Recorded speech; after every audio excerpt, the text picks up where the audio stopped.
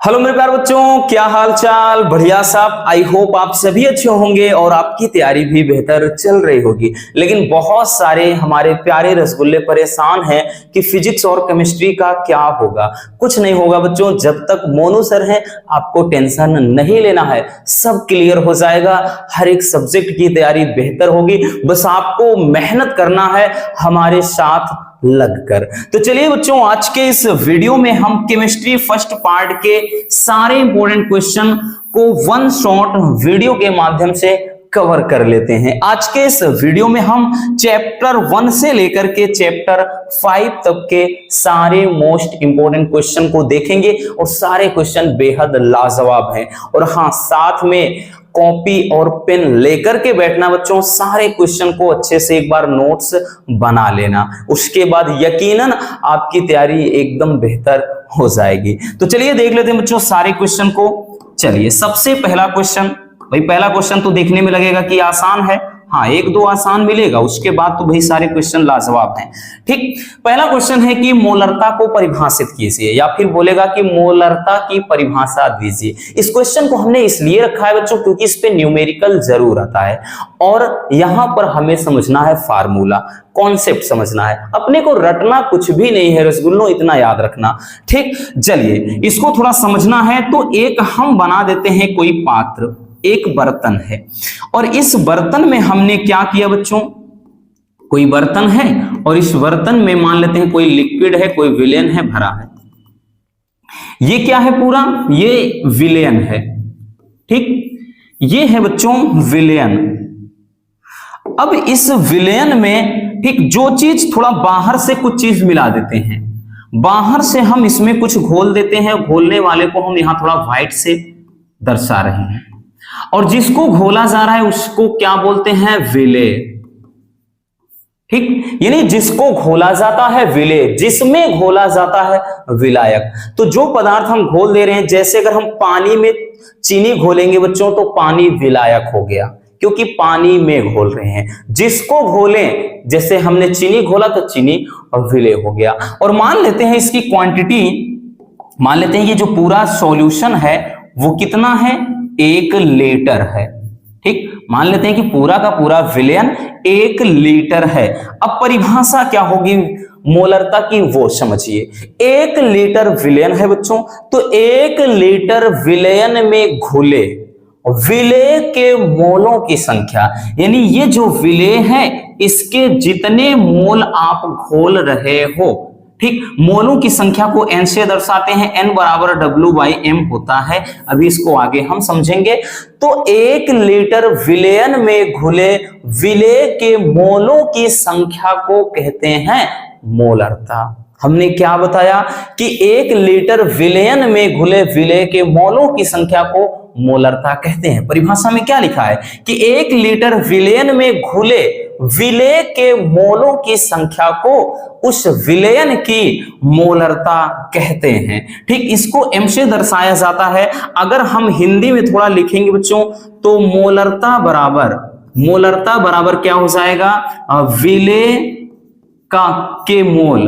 ठीक, विले के मोल हो जाएगा और उसके बाद यहां पर हो जाएगा विलेन का आयतन, विलेन का आयतन। ठीक, और उसके अगर ये ml में रहेगा तो बच्चों इसके साथ हम 1000 का गुणा कर देते हैं। ठीक, लीटर में रहेगा तो 1000 की गुणा करने की जरूरत है नहीं। ठीक है ना। चलिए अब इसको अगर हम थोड़ा फार्मूले की तरीके से लिखते हैं तो m बराबर विले के मोलों को भाई n से दर्शाते हैं, n/v, ये ml में हमने बताया।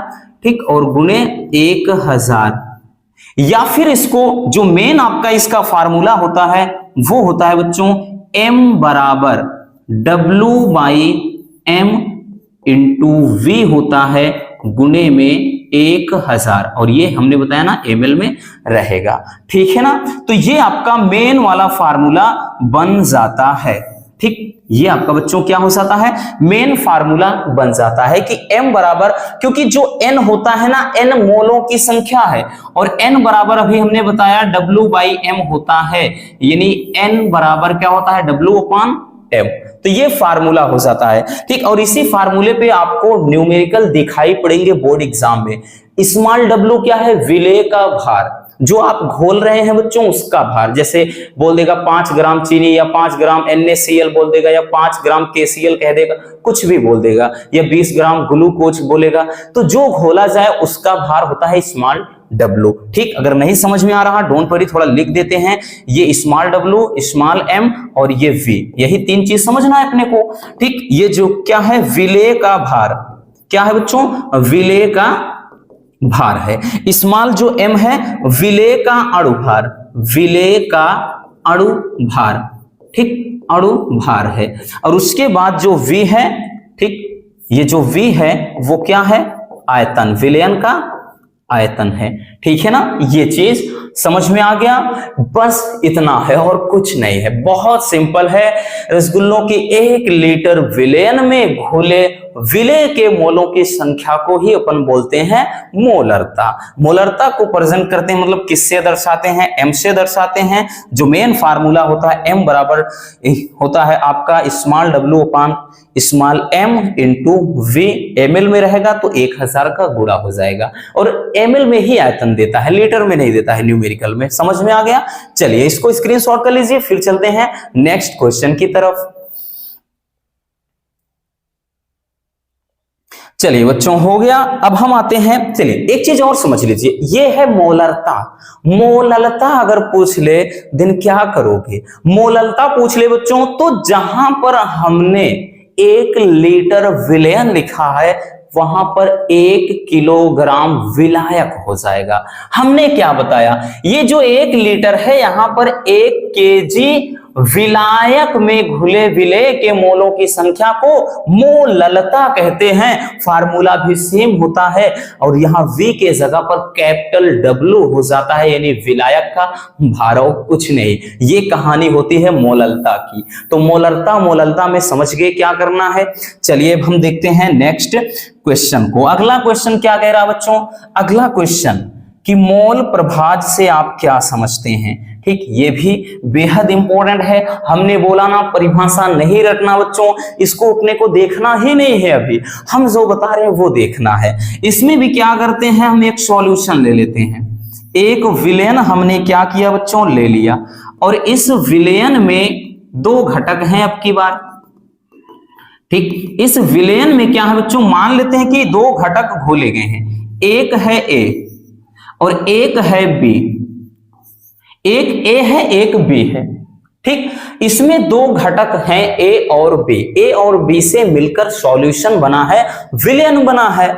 अब किसी एक घटक का अगर हमें मोल अंश या मोल प्रभाज, अंश माने हिस्सा, A वाला हिस्सा कितना है और B वाला हिस्सा, वही होता है A का मोल प्रभाज, B का मोल प्रभाज। इसको मोल प्रभाज कहते हैं या मोल अंश भी कहते हैं। अब देखिए मोल अंश होता क्या है, जैसे हमने बताया A और B घुला है, तो इस विलयन में क्या होता है, अगर हम A का मोल अंश निकालेंगे, मोलता को अपन X या काई ऐसे लिखा होता है, इससे दर्शाते हैं, XA बराबर करेंगे। भाई अगर A का मोल अंश निकालना हो बच्चों तो जिसका कहे उसके मोलों की संख्या को अपन ऊपर रखेंगे, नीचे दोनों की मोलों की संख्या का योग।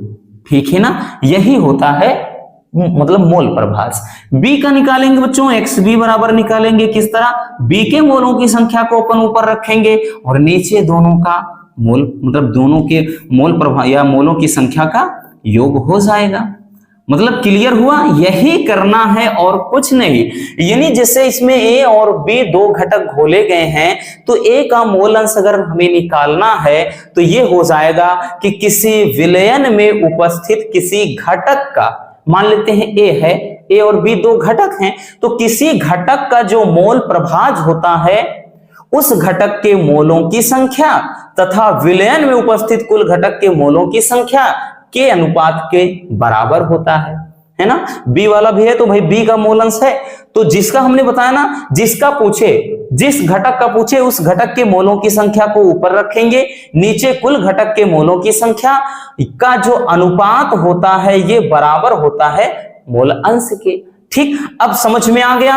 अब हमें करना क्या है बच्चों, अब हमें परिभाषा देखना है कि परिभाषा हमने क्या लिखाया है कि विलयन में उपस्थित किसी घटक का मोल प्रभाज, 2 घटक हैं किसी एक का भी, ठीक।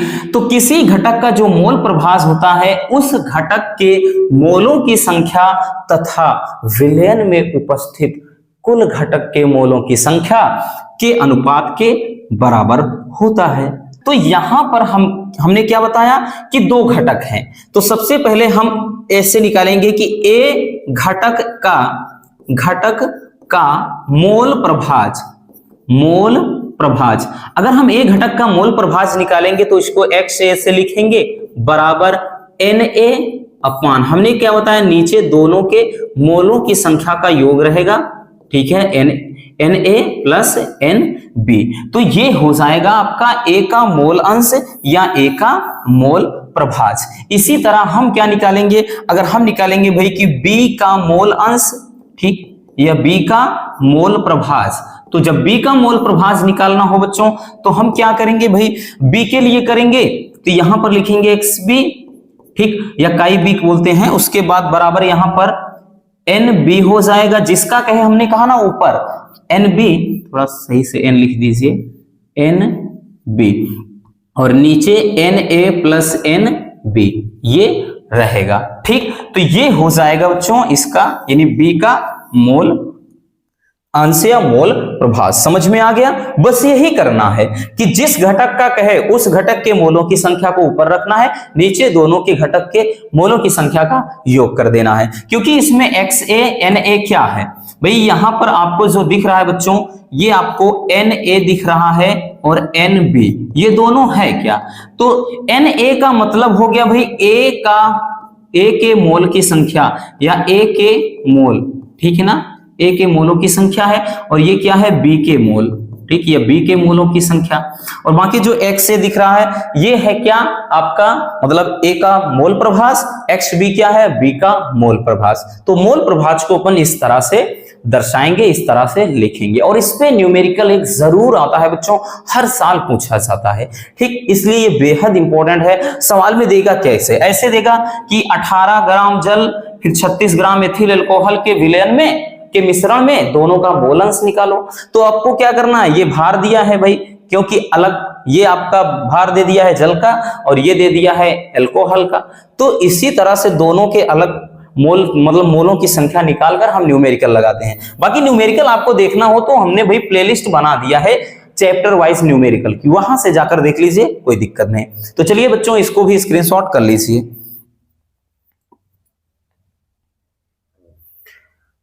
चलिए हो गया। अब हम आते हैं अगले क्वेश्चन पर। अगला क्वेश्चन क्या कह रहा है बच्चों, चलिए देखते हैं। तीसरा क्वेश्चन बेहद लाजवाब है। तीसरा क्वेश्चन भी बहुत ही ज्यादा इंपॉर्टेंट है कि क्वथनांक में उन्नयन से आप क्या समझते हैं, हर साल पूछा जाता है। 2000 आप 20, 21, 22, 23 उठाइए, हर साल मिलेगा, ठीक है ना। तो ये आपका क्या है कि कह रहा है कि क्वथनांक में उन्नयन से आप क्या समझते हैं।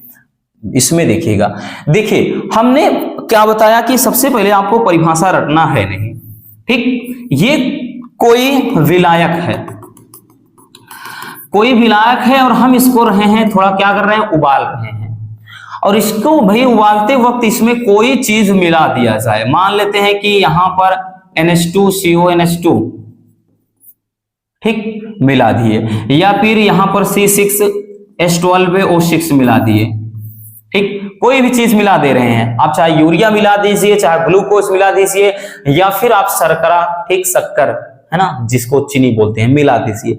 मिलाने के बाद इसका यानी जो क्वथनांक हो रहा है, यानी जो ये उबल रहा है उसमें और वृद्धि हो जाए, ठीक, उसे ही कहते हैं क्वथनांक में उन्नयन। उन्नयन का मतलब होता है बढ़ना, अवनमन का मतलब कम होना, ठीक है ना। समझ में आ गया। परिभाषा क्या लिखेंगे कि किसी विलायक में, ये विलायक है बच्चों, किसी विलायक में क्या अवाष्पशील पदार्थ घोल देने पर, अवाष्पशील पदार्थ घोल देने पर क्वथनांक में होने वाली वृद्धि को क्वथनांक में उन्नयन कहते हैं। यानी क्वथनांक में जो वृद्धि हो जाएगी उसी को कहेंगे क्वथनांक में उन्नयन, और इसको डेल्टा टीबी से दर्शाया जाता है, ठीक। क्वथनांक में उन्नयन को डेल्टा टीबी से दर्शाया जाता है। तो फार्मूला हो जाएगा बच्चों डेल्टा टीबी, क्या हो जाएगा, डेल्टा टीबी बराबर हो जाता है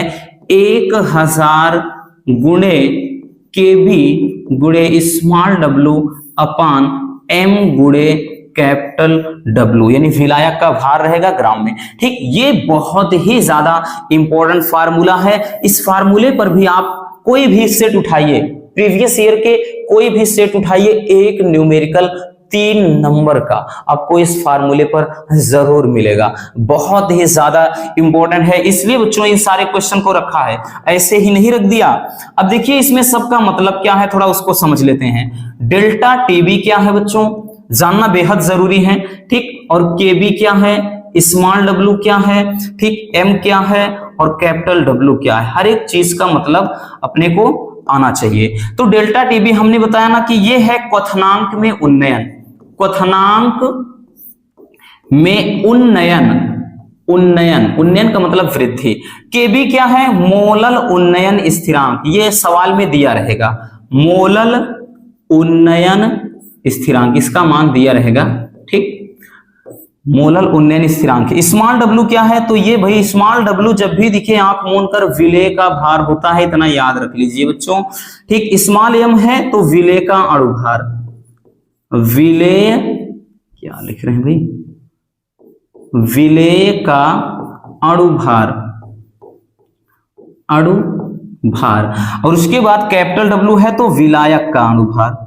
ठीक, यानी विलायक का भार, अणुभार नहीं, विलायक का भार। इतना याद रखना बच्चों, जब स्मॉल डब्ल्यू हो यानी स्मॉल में हो चाहे डब्ल्यू हो एम हो, स्मॉल डब्ल्यू है तो विलेय का भार, स्मॉल एम है तो विलेय का अणुभार, स्मॉल के बजाय अगर कैपिटल डब्ल्यू है तो विलायक का भार, और कैपिटल एम कहीं लिखा है, एम लिखा है तो वो विलायक का अणुभार, इतना याद रखना। ठीक, तो ये इसका सिंबल हो गया, यानी इन सबका मतलब। तो ये रहा मोलल मतलब क्वथनांक में उन्नयन।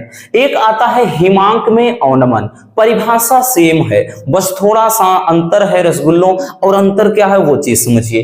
क्वथनांक में ये तो है उन्नयन, वहां होगा हिमांक में अवनमन। इसके बाद एक और फार्मूला जो होता है हिमांक में अवनमन में, होता क्या है कि जो हमने लिख दिया है वृद्धि होता है, वहां केवल कमी कर देना है। लिखेंगे इस प्रकार कि किसी विलायक में कोई आवासशील पदार्थ घोल देने पर, अब की बार क्वथनांक नहीं लिखेंगे, हिमांक की बात करेगा ना, तो हिमांक में होने वाली कमी को हिमांक में अवनमन कहते हैं। ठीक, अवनमन में कमी होगा, उन्नयन का मतलब वृद्धि होगा।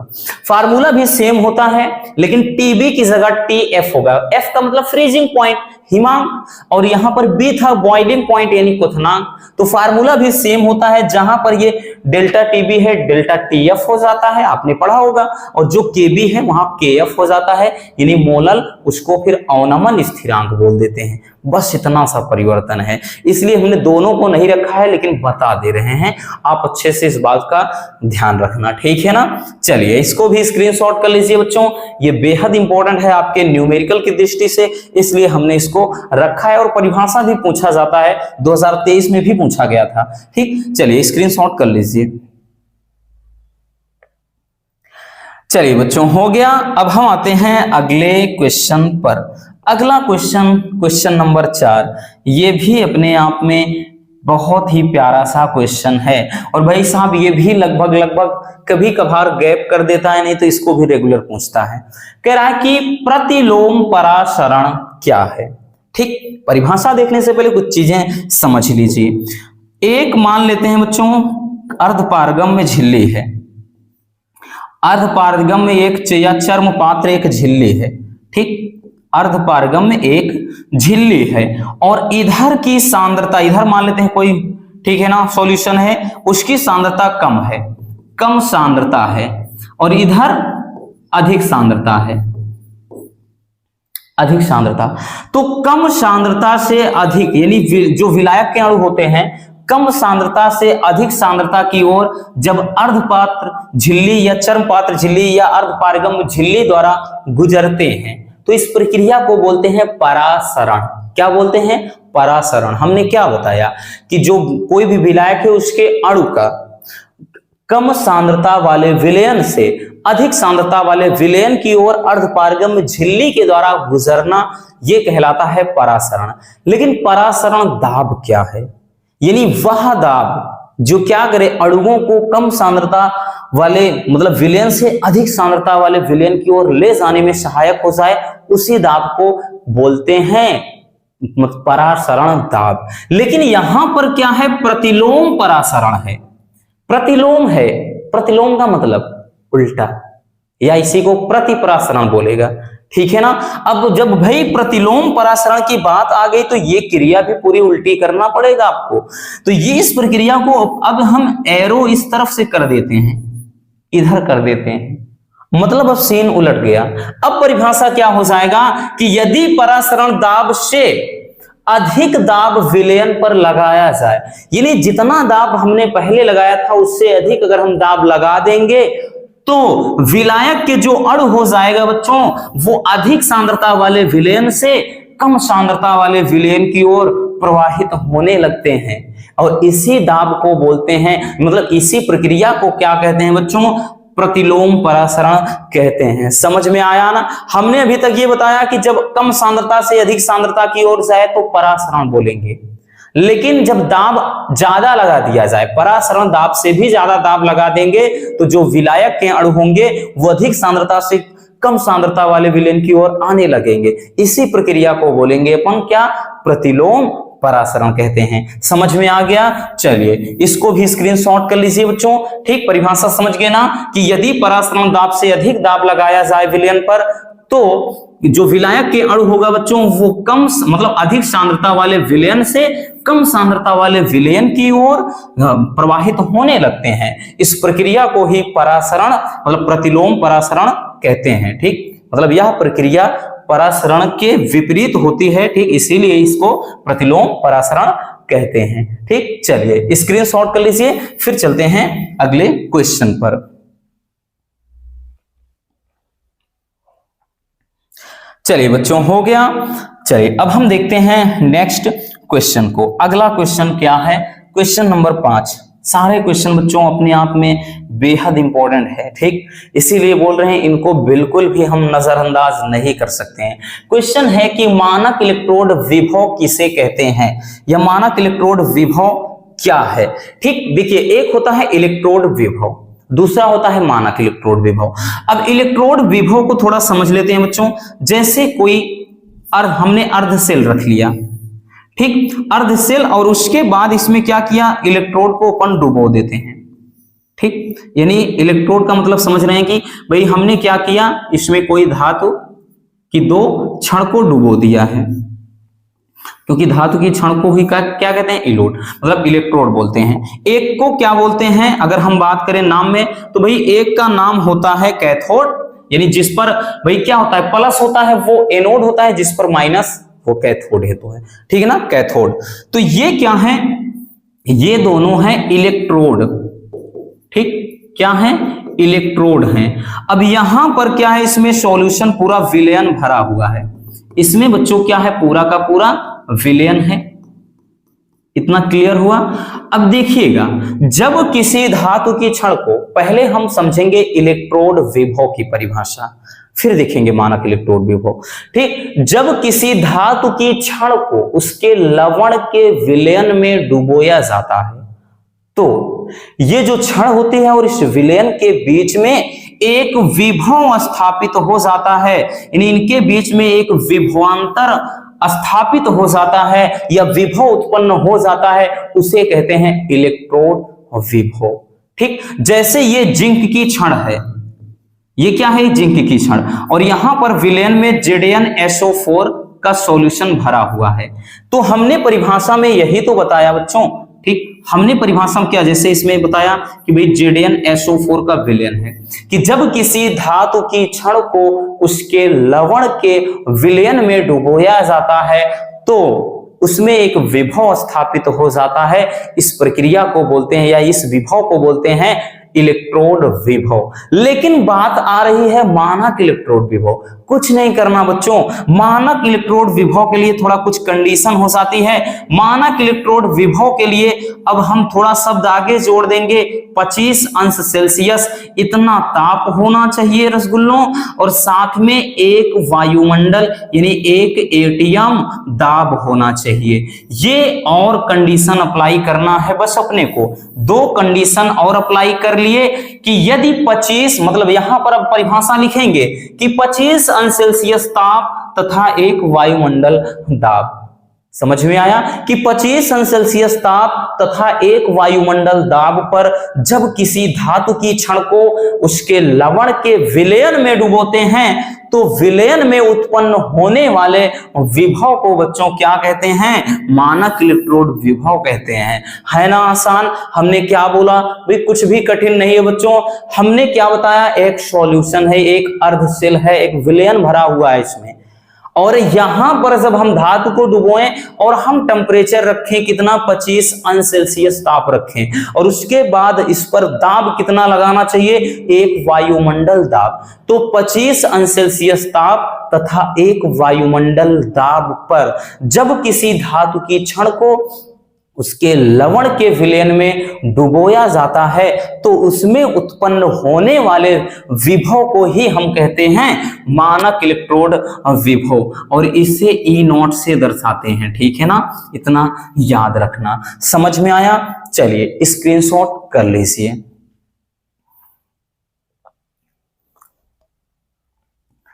चलिए बच्चों, हो गया। अब हम आते हैं अगले क्वेश्चन पर। चलिए, तो ये क्वेश्चन बच्चों काफी ज्यादा इंपॉर्टेंट है। एक तो होता है इंपॉर्टेंट, लेकिन ये भी अपने आप में मोस्ट इंपॉर्टेंट है। निर्नष्ट समीकरण, या फिर पूछता है बच्चों कि इलेक्ट्रोड विभव और मानक इलेक्ट्रोड विभव के बीच संबंध को बताने वाले समीकरण को लिखिए और उपयुक्त प्रतीकों का अर्थ भी लिखिए। ये क्वेश्चन पूछा जाता है। ठीक है ना, तो चलिए देख लेते हैं बच्चों कि निर्नष्ट समीकरण होता क्या है। तो निर्नष्ट समीकरण कहते किसे हैं, पहले वो देख लीजिए कि इलेक्ट्रोड विभव तथा विलयन के सांद्रण के बीच संबंध को बताने वाले समीकरण को निर्नष्ट समीकरण या नष्ट समीकरण कहते हैं। अब ये समीकरण होता कैसे है, चलिए फार्मूला लिखना है, क्योंकि बच्चों ये समीकरण ही याद करना और इसमें है कुछ नहीं। तो क्योंकि निर्नष्ट नामक वैज्ञानिक थे, उन्होंने ही समीकरण को बनाया था। तो होता है E बराबर E0 माइनस का 2.303 RT अपान NF, RT अपान NF log बेस 10 होता है 1 अपान यहां पर होता है MN प्लस यानी धातु आयन। ठीक, ये होता है। एक तो इस तरह से लिखते हैं, ठीक, एक तरीका ये है बच्चों, या इसको एक और तरीके से लिखते हैं, वो तरीका थोड़ा ज्यादा बेहतर होगा आपके न्यूमेरिकल लगाने के लिए, या इसी को ऐसे लिखते हैं। ठीक, E बराबर E0 माइनस 0.0591 बटे n। अब ज्यादातर इसमें बच्चों यहां पर n का मान 2 ही होता है। ठीक है ना, बाकी आपको वो भी न्यूमेरिकल पर डिपेंड करेगा, लेकिन 99% केसेस में n का मान 2 ही होता है। ये 1 अपान हो जाएगा आपका Mn, ये धातु आयन हो जाएगा। ठीक, तो इस समीकरण को अपन ऐसे भी लिख सकते हैं दो तरीके से। अब ये कहां से आ गया, क्योंकि बच्चों देखिए हमने R गैस नियतांक है या गैस स्थिरांक, इसका मान रख दिया। T क्या है, परम ताप, इसका मान रख दिया। F क्या है, फैराडे नियतांक, इसका मान रख दिया। सबका मान रखने पर ये जो फाइनल फार्मूला आपका आता है ये आता है। आपको बताने की जरूरत है नहीं वहां रखकर, क्योंकि वहां पर केवल आएगा कि निर्नष्ट समीकरण क्या होता है और इसमें उपयुक्त प्रतीकों का अर्थ लिखिए। सबसे जरूरी है बच्चों प्रतीकों का अर्थ। तो यहां पर सब चीज का मतलब चलिए जान लेते हैं। भाई एक है E, ठीक, एक है E0 इसमें, फिर आगे क्या है R है, R के बाद क्या है T है, फिर है N, फिर है F, और एक है जो MN पे प्लस। ये इतना चीज सबका अर्थ आपको लिखना पड़ेगा बच्चों बोर्ड एग्जाम में। ठीक है ना, चलिए सबका अर्थ E क्या है, तो E भाई देखिए विद्युत वाहक बल है, या इसको इलेक्ट्रोड विभव बोलते हैं। ये है इलेक्ट्रोड विभव, इलेक्ट्रोड विभव है। ई नॉट क्या है, हमने बताया ना, मानक इलेक्ट्रोड विभव, मानक इलेक्ट्रोड विभव, ठीक। आर क्या है, ये है गैस नियतांक या गैस स्थिरांक, ठीक। टी क्या है, परम ताप, क्या है बच्चों, परम ताप है। एन क्या है, इलेक्ट्रॉन की संख्या, नंबर्स ऑफ इलेक्ट्रॉन, तो इलेक्ट्रॉन की संख्या, इलेक्ट्रॉन की संख्या, जितने इलेक्ट्रॉन का लेन देन होगा। एफ क्या है, फैराडे नियतांक, ठीक, क्या है बच्चों, फैराडे नियतांक। भाई आर और टी का मान तो पता है, इसका होता है 96,500 कूलम, ठीक। और एम एन क्या है, ये धातु आयन है, ये धातु आयन का सांद्रण है, ठीक। जब कोष्टक इस तरह से लगा दिया तो भाई का सांद्रण, तब इसे सांद्रण पढ़ा जाता है, ठीक।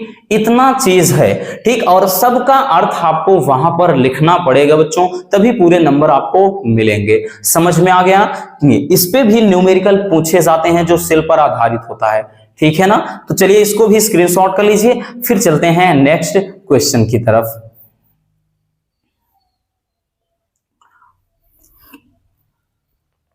चलिए बच्चों, हो गया। अब हम आते हैं अगले क्वेश्चन पर, ठीक। अगला क्वेश्चन है आर्हेनियस समीकरण को लेकर। आर्हेनियस समीकरण कह रहा है कि, ठीक, आर्हेनियस समीकरण दीजिए तथा इसमें प्रयुक्त प्रतीकों का अर्थ लिखिए। इसमें भी सेम उसी तरह जैसे निर्दिष्ट समीकरण में लिखा। तो आर्हेनियस समीकरण है क्या, ये प्रीवियस ईयर में कट गया था, ठीक, लेकिन अब की बार फिर से रख दिया गया है। तो आर्हेनियस ने वेग स्थिरांक तथा परम ताप के बीच एक संबंध को बताया, जिसके अनुसार कह रहा है कि ताप बढ़ाने पर वेग में चरघातांकी रूप से वृद्धि होती है। ये होता है आर्हेनियस का नियम, ठीक है ना, आर्हेनियस का नियम। तो चलिए देख लेते हैं कि आर्हेनियस का समीकरण। तो हम लिखेंगे बच्चों आर्हेनियस या आर्हेनियस, कुछ भी लिखो कोई दिक्कत नहीं, आर्हेनियस का समीकरण, क्योंकि इसमें जो प्रमुख है वो है आर्हेनियस का समीकरण। समीकरण होता है बच्चों के बराबर a इंटू ई की पावर, ठीक, a इंटू ई की पावर माइनस का ई ए अपान आर टी। ये होता है आर्हेनियस समीकरण, ठीक। बहुत ही ज्यादा इंपॉर्टेंट है और अब की बार तो भाई जरूर पूछेगा, क्योंकि इसको अब की बार ऐड कर दिया गया है तो डेफिनेटली है भैया पूछेगा, इसमें कोई दो राय नहीं है, ठीक है। तो देखिए सबका मतलब जान लेते हैं बच्चों। इसमें भाई क्या है, के क्या है, और उसके बाद ए क्या है, फिर यहां पर ई ए है, और उसके बाद क्या है, आर है, और टी। भाई लिखना पड़ेगा बच्चों, बार बार आएगा तो बार बार भी लिखना है, क्योंकि यहां पर आपको भाई प्रतीकों के साथ लिखना पड़ेगा, तभी आपको पूरे नंबर दिए जाएंगे। यहां पर के है वेग स्थिरांक, वेग स्थिरांक, ठीक। के को वेग स्थिरांक से दर्शाते हैं। ए क्या है बच्चों, तो इसको आवृत्ति गुणांक बोलते हैं, आवृत्ति गुणांक है, ठीक। आवृत्ति क्या है, गुणांक। अब उसके बाद यहां पर जो ई ए दिख रहा है ये क्या है, तो ये है सक्रियण ऊर्जा, सक्रियण ऊर्जा, ठीक, सक्रियण ऊर्जा है। आर क्या है, तो ये है बच्चों गैस नियतांक या गैस स्थिरांक, ठीक। और उसके बाद टी क्या है, तो ये है भाई परम ताप, बताने की जरूरत नहीं, इसके पहले भी ये दोनों मिल चुका है, परम ताप। तो ये हो जाएगा बच्चों आर्हेनियस समीकरण, आर्हेनियस समीकरण, और इसमें जो भी प्रतीक हैं उनके अर्थ। समझ में आ गया। काफी ज्यादा इंपॉर्टेंट है सारे के सारे क्वेश्चन बच्चों, इसलिए बोल रहे हैं कि कॉपी और पेन जरूरी है और छाप कर रखिए सारे क्वेश्चन को, नहीं तो भाई फिर वही रोना होगा कि सर तैयारी नहीं है, क्या करें। तो भाई इसमें हम क्या कर सकते हैं, मेहनत तो करना पड़ेगा रसगुल्लों। चलिए इसको स्क्रीनशॉट कर लीजिए, फिर देखते हैं बच्चों अगले क्वेश्चन को। चलिए हो गया ना। चलिए अब चलते हैं नेक्स्ट क्वेश्चन की तरफ। अगला क्वेश्चन क्या है, अगला क्वेश्चन है बच्चों क्वेश्चन नंबर 8, अर्ध आयु काल, ठीक है ना, कि अर्ध आयु काल क्या है। काफी ज्यादा ये भी इंपॉर्टेंट है कि अर्ध आयु काल की परिभाषा लिखिए। परिभाषा क्या है, बहुत ही सिंपल है कि जितने समय में कोई रासायनिक अभिक्रिया आधी पूर्ण हो जाती है उस अभिक्रिया को बोलते हैं अर्ध आयु काल। अर्ध का मतलब आधा, ठीक है ना, यानी वह समय जितने समय में कोई रासायनिक अभिक्रिया आधी पूर्ण हो जाए, यानी आधी पूरी हो जाए, ठीक है ना, यानी आधी अभिक्रिया होने में जितना वक्त लगता है उसी समय को हम बोलते हैं अर्ध आयु काल, और इसे टी हाफ से दर्शाते हैं। तो फार्मूला होता है बच्चों टी हाफ बराबर 0.693 बाई यहां पर के होता है। ये प्रथम कोट की अभिक्रिया के लिए अर्ध आयु काल का फार्मूला हो जाता है। ठीक, पूछा जाता है कि प्रथम कोट की अभिक्रिया के लिए अर्ध आयु काल का सूत्र लिखिए, तो ये फार्मूला होता है। भाई टी हाफ क्या है, टी हाफ क्या है बच्चों, इसमें अभी हम बता ही चुके हैं टी हाफ क्या है और के क्या है, सबका मतलब जानना बेहद जरूरी है बच्चों। ये है अर्ध आयु काल, अर्ध आयु काल है, और उसके बाद के क्या है, वेग स्थिरांक है। ठीक, वेग स्थिरांक। समझ में आया परिभाषा कि वह समय जितने समय में कोई रासायनिक अभिक्रिया आधी पूर्ण हो जाती है उसे कहते हैं, मतलब उस समय को कहते हैं अर्ध आयु काल। ठीक, समझ में आया, स्क्रीनशॉट कर लीजिए। फिर चलते हैं नेक्स्ट क्वेश्चन पर। चलिए बच्चों, हो गया। अब आते हैं अगले क्वेश्चन पर। अगला क्वेश्चन क्या है, ये भी बहुत ही ज्यादा इंपॉर्टेंट है। ये बच्चों काफी ज्यादा इंपॉर्टेंट है, हर साल पूछता है। ठीक, तो भाई मिस नहीं करना है इसको। क्वेश्चन है कि प्रथम कोट की अभिक्रिया की परिभाषा दीजिए तथा इसके लिए वेग स्थिरांक का व्यंजक भी लिखिए, यानी वेग स्थिरांक का फार्मूला आपको लिखना है। ठीक, चलिए देखिए प्रथम कोट की अभिक्रिया क्या है। हमने इसको कई बार डेरिवेशन में भी अच्छे से समझाया है और एक दो बार और भी इस पर वीडियो बनाया है। ठीक, देखिए प्रथम कोट की अभिक्रिया क्या होती है, तो वह अभिक्रिया जिसमें अभिक्रिया की दर, ये आर क्या है बच्चों, इसको अपन बोलते हैं दर। वह अभिक्रिया जिसमें अभिक्रिया की दर अभिकारक की सांद्रता की प्रथम घात के समानुपाती होती है उसे कहते हैं प्रथम कोट की अभिक्रिया। जैसे बच्चों कोई रिएक्शन है ए और ए से बी, ठीक है ना, ए से मान लेते हैं कोई उत्पाद यहां पर बन रहा है। ठीक, ए से इधर लिख लेते हैं कोई उत्पाद बन रहा है, तो इसके लिए हो क्या जाएगा भाई, प्रथम कोट की अभिक्रिया हमने क्या बोला, प्रथम कोट की अभिक्रिया यही कहती है कि वह अभिक्रिया जिसमें अभिक्रिया की दर, जिसमें अभिक्रिया की दर अभिकारक की सांद्रता, अभिकारक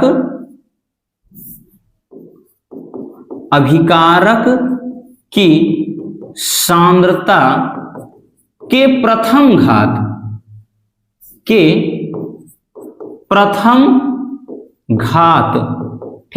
प्रथम घात के क्या होती है, समानुपाती होती है, उसी अभिक्रिया को कहते हैं प्रथम कोटि की अभिक्रिया। यानी इसको अगर हम सैंबल के रूप में इस तरह से लिखेंगे तो ये होता है भाई अभिकारक की सांद्रता क्या है, ए क्या है, अभिकारक। जब हम अब एक लिखेंगे तो अभिकारक है, और ये वाला जब कोष्टक लगा देते हैं बच्चों तो इसको सांद्रता फिर पढ़ा जाता है। और इसकी कह रहा है कि प्रथम घात के, तो भाई यहां पर हमने घात 1 लगा दिया।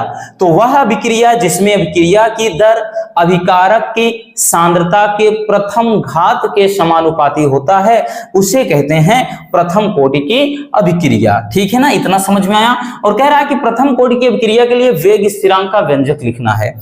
ठीक है ना, तो अब हम लिखेंगे वेग स्थिरांक, वेग स्थिरांक का व्यंजक का सूत्र लिखिए, या व्यंजक दोनों सेम है।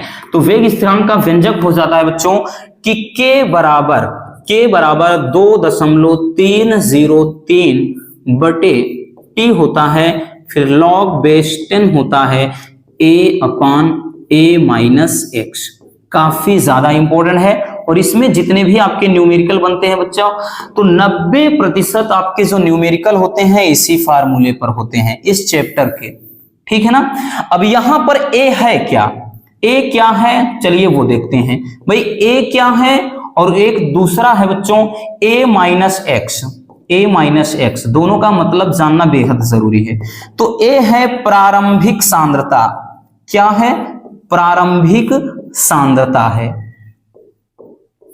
ठीक। A का मतलब होता है प्रारंभिक सांद्रता, A माइनस एक्स का मतलब है बच्चों T समय बाद सांद्रता, T समय बाद सांद्रता, ठीक। ऐसे देगा कि कोई अभिक्रिया 60 मिनट में इतने प्रतिशत पूर्ण हो जाती है, वो चीज, ठीक। तो A प्रारंभिक सांद्रता होता है, A माइनस एक्स जो होता है इसमें T समय के बाद सांद्रता होता है, ठीक है ना। और K तो वेग स्थिरांक ही है, T क्या है? समय है। इतना क्लियर हुआ, ठीक। समझ में आ गया बच्चों की प्रथम कोटि की अभिक्रिया किसे कहते हैं? तो वह अभिक्रिया जिसमें अभिक्रिया की दर अभिकारक की सांद्रता के प्रथम घात के समानुपाती होता है। अगर इसको हम बराबर करके लिखना चाहेंगे बच्चों तो क्या हो जाएगा? तो ये हो जाएगा R बराबर यहाँ पर K हो जाएगा, और ये इस तरह से, ठीक है ना। ये आप समझिए एक व्यंजक मिल गया अपने को, ठीक, एक फार्मूले की तरह। तो ये हो जाता है प्रथम कोटि की अभिक्रिया। क्लियर? चलिए इसको स्क्रीनशॉट कर लीजिए बच्चों, फिर चलते हैं नेक्स्ट क्वेश्चन पर।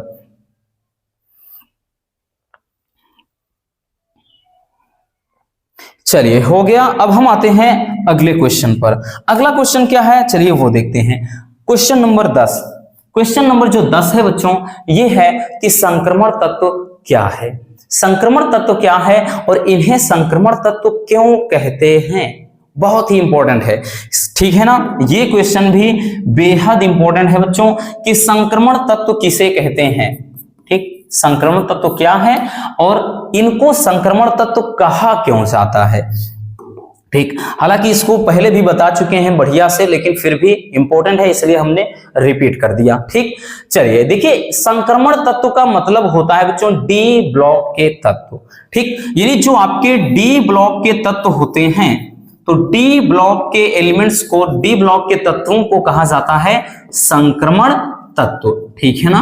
संक्रमण तत्व कहते हैं, ठीक, कि डी ब्लॉक के तत्वों को संक्रमण तत्व कहा जाता है। यानी अगर हम देखेंगे परिभाषा की तरह, तो ऐसे तत्व जिनका इलेक्ट्रॉनिक विन्यास करने पर अंतिम इलेक्ट्रॉन जब क्या हो जाए कि बाह्य कोश के डी उपकोश में प्रवेश करने लगे, तो उसे बोलते हैं डी ब्लॉक के तत्व या फिर संक्रमण तत्व, ठीक। तो परिभाषा कैसे लिखेंगे कि ऐसे तत्व जिनका इलेक्ट्रॉनिक विन्यास करने पर अंतिम इलेक्ट्रॉन डी उपकोश में भरते हैं, उन्हें डी ब्लॉक के तत्व या संक्रमण तत्व कहते हैं। अब देखिए संक्रमण तत्व कहते क्यों हैं? क्योंकि बच्चों देखिए, पेरियोडिक टेबल अगर हम बात करें तो आपका जो पेरियोडिक टेबल होता है कुछ इस फॉर्म में होता है, ठीक है ना, कुछ इस फॉर्म में। हमें पता है बच्चों, अगर हम इसको डिवाइड करते हैं, अगर इसको डिवाइड करते हैं तो ये एस ब्लॉक है, ये पी ब्लॉक है, और ये जो बीच वाला आएगा डी ब्लॉक और एफ ब्लॉक नीचे होते हैं,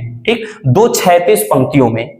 इतना तो आपको पता है, ठीक। तो ये एस है, ये पी है, तो एस और पी ब्लॉक के बीच में उपस्थित होने के कारण ही इन्हें कहा जाता है संक्रमण तत्व, ठीक। लिखेंगे आगे कि ये तत्व एस तथा पी ब्लॉक के बीच में स्थित होते हैं, इसलिए इन्हें संक्रमण तत्व कहा जाता है, ठीक है ना। समझ में आ गया, ठीक। हमने बताया ना कि ऐसे तत्व जिनका इलेक्ट्रॉनिक विन्यास करने पर डी उपकोश में इलेक्ट्रॉन भरते हैं, ऐसे तत्वों को कहा जाता है, क्या कहा जाता है? संक्रमण तत्व, ठीक है ना। और ये तत्व एस तथा पी ब्लॉक के बीच में होते हैं, इसी कारण इनको कहा जाता है संक्रमण तत्व। बात समझ में आया? चलिए बच्चों इसको स्क्रीनशॉट कर लीजिए, फिर चलते हैं नेक्स्ट क्वेश्चन की तरफ, ठीक। चलिए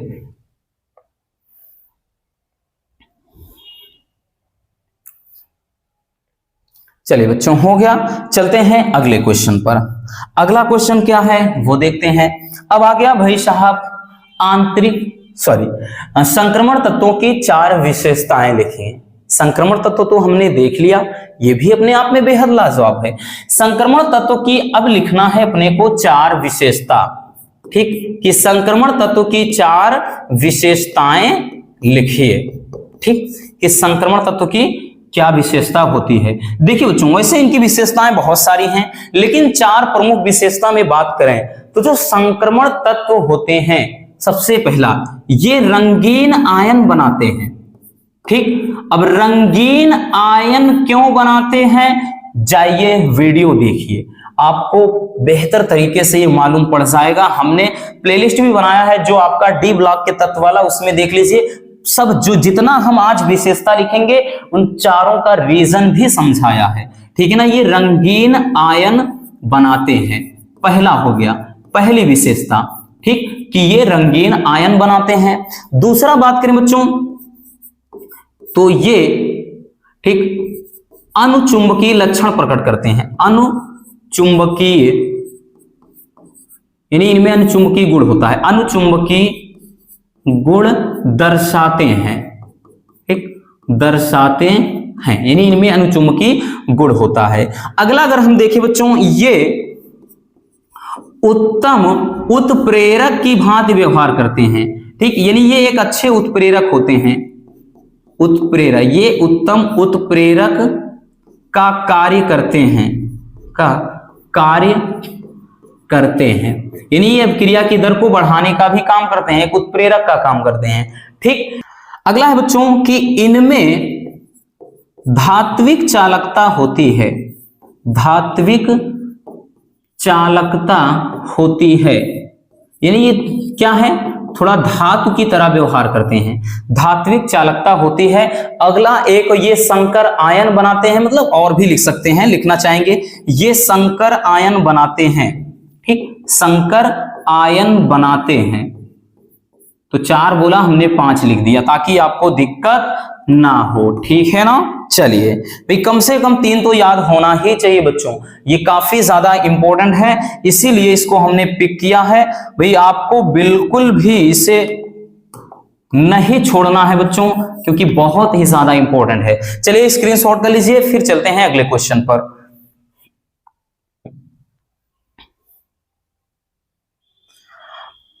चलिए हो गया, अब हम देख लेते हैं नेक्स्ट क्वेश्चन को। अगला क्वेश्चन बच्चों क्वेश्चन नंबर 12। क्वेश्चन नंबर 12 क्या है, आंतरिक संक्रमण तत्व किसे कहते हैं। इसके पहले हमने संक्रमण तत्व को देखा, अब है आंतरिक संक्रमण तत्व। वो ट्रांजिशन मेटल, ये इनर ट्रांजिशन मेटल, या इसी को अंतः संक्रमण तत्व भी कहते हैं। ठीक है ना, क्या है, बहुत सिंपल है कि ऐसे तत्व जिनका इलेक्ट्रॉनिक विन्यास करने पर अंतिम इलेक्ट्रॉन बाह्य कक्षक के F उपकोष में प्रवेश करते हैं, ऐसे एलिमेंट्स को, ऐसे तत्वों को कहा जाता है अंतः संक्रमण तत्व, या फिर कहते हैं आंतरिक संक्रमण तत्व। ठीक, इन्हें दो श्रेणियों एक लैंथेनाइड व एक्टिनाइड में बांटा गया है, जिन्हें आवर्त सारणी में के नीचे 2 क्षैतिज पंक्तियों में स्थान दिया गया है। ठीक, हमने इसके पहले भी बताया, जो ये पेरियोडिक टेबल होती है बच्चों आपकी, यहां पर ठीक इसके नीचे, यहां पर इसके नीचे लैंथेनाइड और एक्टिनाइड का स्थान दिया गया है। ठीक है ना, यहां पर लैंथेनाइड और एक्टिनाइड श्रेणी के तत्वों को, क्योंकि ये S ब्लॉक है, ये P ब्लॉक है, ये बीच वाला D ब्लॉक है और ये है F ब्लॉक। ठीक, तो जब मतलब ऐसे तत्व जिनका इलेक्ट्रॉनिक विन्यास करने पर अंतिम इलेक्ट्रॉन बाह्य कोश के F उपकोष में प्रवेश करते हैं या भरते हैं, ऐसे तत्वों को कहा जाता है, क्या कहा जाता है, अंतः संक्रमण तत्व। ठीक, और ये तत्व क्या है, इन तत्वों को क्या है, आवर्त सारणी के नीचे 2 क्षैतिज पंक्तियों में स्थान दिया गया है। यानी लैंथेनाइड में भी 14 तत्व होते हैं, इसमें भी 14। ठीक, यानी 14 तत्व इसमें भरे होते हैं। ठीक, इतना समझ में आया, और बहुत ज्यादा डिटेल्स में आपको जानने की जरूरत है नहीं। ठीक, जिस तरह सा क्वेश्चन भाई पूछ रहा है भाई हमें उतना ही, डिटेल्स में पूछेगा तब हम उस तरह से देखेंगे। ठीक, चलिए तो इसको भी बच्चों स्क्रीनशॉट कर लीजिए, फिर चलते हैं अगले क्वेश्चन पर। ठीक, ये भी काफी प्यारा सा क्वेश्चन था, तो इसको भी स्क्रीनशॉट कर लीजिए। हो गया, चलिए अब हम चलते हैं नेक्स्ट क्वेश्चन पर। अगला क्वेश्चन बच्चों क्वेश्चन नंबर 13। अब जो भी क्वेश्चन है थोड़ा बहुत ज्यादा मतलब डिफिकल्ट तो नहीं है, लेकिन हाँ इंपॉर्टेंट जरूर है। ठीक, तो देखिए अगला क्वेश्चन है लिगेंड किसे कहते हैं, और इस चैप्टर के लिए बहुत सारे बच्चे बोल रहे हैं, डोंट वरी, जल्द ही वीडियो आएगी इसकी पूरी। ठीक, देखिए लिगेंड किसे कहते हैं और आवेश के आधार पर इन्हें कितने भागों में बांटा गया है। ठीक, लिगेंड को कितने भागों में बांटा गया है। चलिए देखिए लिगेंड होता क्या है, एक हम थोड़ा समझ लीजिए एग्जांपल, जैसे हमने K3FeCN6 ये लिख दिया, ये एक उपसह संयोजन यौगिक है, ठीक है ना, उपसह संयोजन यौगिक का एक एग्जाम्पल है। अब यहां से आपको सब चीज हम आप एकदम क्लियर कर देंगे, एक छोटे ही वीडियो में निपटारा हो गया इसका। अब इसमें एक मतलब आपको कुछ चीजें याद करनी है, मतलब कौन क्या कहलाता है यही हमें समझना है। अब देखिए बच्चों, इसमें लिगेंड कौन है, ये है लिगेंड, इसे बोलते हैं लिगेंड। ये क्या है, इसको बोलते हैं केंद्रीय धातु आयन, केंद्रीय धातु परमाणु या केंद्रीय धातु आयन, ठीक, केंद्रीय धातु परमाणु है। और ये जो नंबर्स है इसी को बोलते हैं उपसह संयोजन संख्या, उपसह संयोजन संख्या, ठीक। और ये आपका भी धनात्मक कोई चार्ज है ये चीज। अब देखिए, और ये जो होता है इसको बोलते हैं परिसर या सीमा।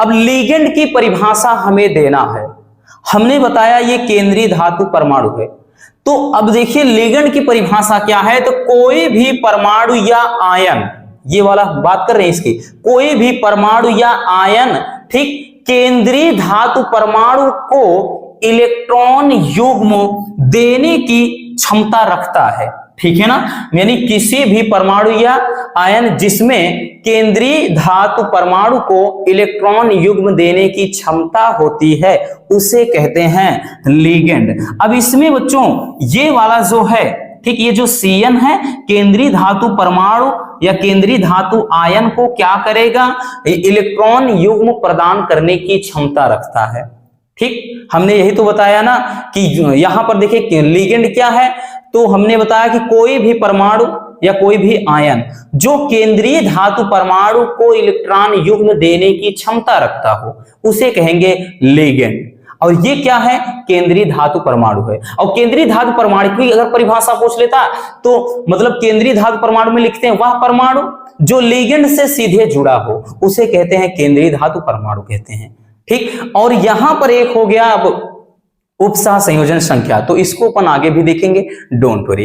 तो उपसह संयोजन संख्या में ये है केंद्रीय धातु परमाणु, मतलब ये जितने नंबर्स के साथ लिगेंड के साथ जुड़ा होता है वही हो जाता है उपसह संयोजन संख्या, ठीक। तो इतना समझ में आ गया, यानी कोई भी परमाणु या आयन जिसमें केंद्रीय धातु परमाणु को, यानी इस वाले को, इसको बोलते हैं केंद्रीय धातु परमाणु या केंद्रीय धातु आयन को इलेक्ट्रॉन युग्म देने की क्षमता होती है उसे लिगेंड कहते हैं। और लिगेंड को हमेशा इस वाले कोष्टक के अंदर रखते हैं, ठीक है ना। और आवेश के आधार पर लिगेंड 3 प्रकार के होते हैं, ठीक। इनके प्रकार भी देखना है बच्चों। तो सबसे पहला होता है धनात्मक, ठीक है ना, एक होता है धनात्मक या धनायन लिगेंड, धनायन,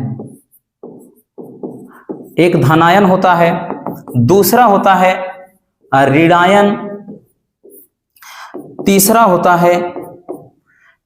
है आपका उदासीन, ठीक, उदासीन। ये 3 प्रकार के लिगेंड होते हैं। एग्जाम्पल में देखें, धनायन में आपका जैसे NH4 है, ठीक, और उसके बाद यहाँ पे NO है प्लस में, ये धनायन लिगेंड है। ऋणायन में जैसे Cn है माइनस, या NC है आइसोसाइनाइड, भाई ये साइनाइड आइसोसाइनाइड, या ONO, ठीक, नाइट्राइटो हो गया। उदासीन में बच्चों जैसे H2O हो गया, ठीक, NH3 हो गया, ये उदासीन लिगेंड। यानी जिन पर ऐसे लिगेंड जिन पर धन आयन उपस्थित होता है उसे कहते हैं धन आयन लिगेंड। ऐसे लिगेंड जिन पर ऋण आयन उपस्थित होता है उसे कहते हैं ऋण आयन लिगेंड। ऐसे लिगेंड जिन पर कोई चार्ज नहीं, ना धन आयन ना ऋण आयन होता है, जो उदासीन होते हैं उसे कहते हैं उदासीन लिगेंड, ठीक। जैसे एक जल हो गया, इसको एक्वा पढ़ा जाता है इसमें, और NH3 हो गया अमोनिया।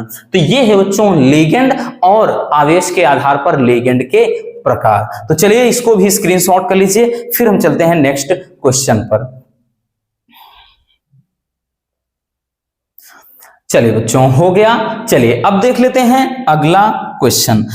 सारे के सारे क्वेश्चन बच्चों बेहद इंपॉर्टेंट है, ठीक, अगला क्वेश्चन है कि उप सहसंयोजन संख्या किसे कहते हैं, उदाहरण सहित समझाइए। अभी हमने बताया ना इसके पहले ही। ठीक, तो परिभाषा है कि केंद्रीय धातु परमाणु या आयन से जुड़े हुए दाता परमाणुओं की संख्या को ही उप सहसंयोजन संख्या कहते हैं। ठीक है ना, जैसे भी एक एग्जांपल इसके पहले ही हमने लिया था, K3 हो गया, ठीक, और यहां पर आपका कोई भी हो गया बच्चों, जैसे Fe हो गया, ठीक, यहां पर आपने एक्वा रख दिया, यहां पर 5 रख दिया कुछ चीज, फिर SO4 माइनस कर दिया, कोई दिक्कत नहीं। अब इसमें अगर हम बात करें तो उप सहसंयोजन संख्या क्या है, उप सहसंयोजन संख्या, ठीक, उप सहसंयोजन संख्या काफी इंपॉर्टेंट है, इसलिए बच्चों इसको रखा है।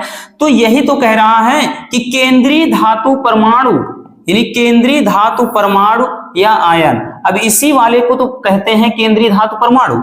केंद्रीय धातु परमाणु आयन से जुड़े हुए दाता परमाणु, अब इसके साथ भाई जुड़ा हुआ परमाणु ये है, ठीक, इसके साथ भाई लिगेंड के साथ ये 5 दाता परमाणुओं के साथ समझिए जुड़ा हुआ है, तो इसके साथ जुड़े हुए दाता परमाणुओं की संख्या को ही क्या कहते हैं, उप सहसंयोजन संख्या कहते हैं। ठीक, सहसंयोजक हो गया है तो सहसंयोजन होता है, उप सहसंयोजन संख्या कहते हैं। समझ में आ गया। कोष्ठक के अंदर जो होता है लिगेंड और इसके साथ जो सीधे जुड़ा होता है उसे कहते हैं केंद्रीय धातु परमाणु या केंद्रीय धातु आयन, और उप सहसंयोजन संख्या क्या है, तो केंद्रीय धातु परमाणु आयन से जुड़े हुए दाता परमाणुओं की संख्या को, तो इसमें जो आपका उप सहसंयोजन संख्या हो जाएगा वो कितना हो जाएगा, 5 हो जाएगा। इतना क्लियर हुआ बच्चों। चलिए स्क्रीनशॉट कर लीजिए, फिर चलते हैं नेक्स्ट क्वेश्चन पर। चलिए बच्चों हो गया, इसको थोड़ा कर लीजिए स्क्रीनशॉट। चलिए हो गया ना। चलिए अब चलते हैं अगले क्वेश्चन पर। अगला क्वेश्चन क्या है बच्चों वो देख लेते हैं। Question number 15। क्वेश्चन नंबर 15 एक न्यूमेरिकल बेस्ड है, इसी चैप्टर का है। ऑक्सीकरण संख्या निकालना है। बहुत सारे बच्चों को नहीं आता निकालना, इसलिए हमने इसको पिक कर लिया है। इसमें आपका एक उप सहसंयोजन यौगिक दिया गया है। ठीक, फार्मूला इसका थोड़ा देखिए, ऐसे नहीं समझ में आ रहा होगा। ये लिखा क्या है, तो ये है बच्चों Cu है और ये है NH3 है। ठीक, इसके बाहर का 4 लगा है और इसके बाद SO4 है। ठीक, अब इसमें कह रहा है कि इस यौगिक में आपको Cu की ऑक्सीकरण संख्या निकालना है। ठीक, यानी कॉपर की ऑक्सीकरण संख्या निकालना है। अब देखिए ऑक्सीकरण संख्या निकालना बेहद आसान होता है, कुछ भी नहीं करना आपको। सबसे पहले मतलब इसी जिस क्रम में लिखे हैं इसे, ठीक, जिसका निकालना है उसको x मान लीजिए। तो इसका निकालना है बच्चों, इसको हम क्या करेंगे x मान लेंगे, प्लस जो भी यहां पर 3 4 5 6 है इसको आगे रखिए। अब इसका ऑक्सीडेशन नंबर, अब ऑक्सीकरण संख्या थोड़ा सबका याद करना होगा। ऑक्सीकरण संख्या कैसे निकालें या उप सहसंयोजन का IUPAC नामकरण, उसे लाखों बच्चों ने प्यार दिया है। वीडियो आप देख लीजिए, एकदम क्लियर हो जाएगा। उसमें हमने पूरे वीडियो में सिर्फ ऑक्सीकरण संख्या निकालना और IUPAC नाम निकालना बताया है। ठीक है ना, IUPAC नाम कैसे लिखते हैं। तो इसका होता है बच्चों 0। ठीक, इसका 0 होता है प्लस SO4 हो गया और SO4 का होता है माइनस का 2 बराबर 0 लगाएंगे। यहां पर अगर जैसे माइनस का 2 हो जाता तो माइनस का 2 कर देते। यहां पर अगर जैसे कुछ भी अलग प्लस वगैरह दे देता कि भाई जैसे यहां पर जैसे माइनस का 3 दे देता तो हम यहां बराबर का उतना चार्ज रख देते। ठीक, तो ये हो जाएगा, इस तरह से निकालते हैं। अब देखिए भाई x हुआ, ये तो 0 हो गया, ये भी x प्लस ये कोष्टक में है -2 बराबर 0, या भी x -2 बराबर 0 लिख सकते हैं, या इसी को हम x बराबर कितना लिख सकते हैं बच्चों, x बराबर +2। यानी इसकी जो ऑक्सीडेशन नंबर निकल कर आई, ऑक्सीकरण संख्या कितनी आ गई, +2। ठीक, यानी Cu की ऑक्सीकरण संख्या +2। इस तरह से निकालते हैं। अब ये किसका -2 होता है, किसका +1 होता है, किसका 0 होता है, ये देखना है। तो ऑक्सीकरण संख्या कैसे निकालें मोनू सर, इतना सर्च मारिए आपको वीडियो मिल जाएगी। बहुत लाजवाब है बच्चों, उसको देख लीजिए, ये कॉन्सेप्ट एकदम क्लियर हो जाएगा। तो ये बच्चों रहे आज के सबसे ज्यादा इंपॉर्टेंट 15 क्वेश्चन बेहद लाजवाब थे। उम्मीद है कि आपको इन सारे क्वेश्चन में मजा जरूर आया होगा। अगर वीडियो पसंद आई हो तो एक प्यार से लाइक कर देना बच्चों इस मेहनत के लिए। बाकी मिलते हैं किसी और ऐसे मजेदार वीडियो के साथ। Love you, bye bye, take care. और हाँ, एक प्यारा सा कमेंट करना बिल्कुल मत भूलिएगा।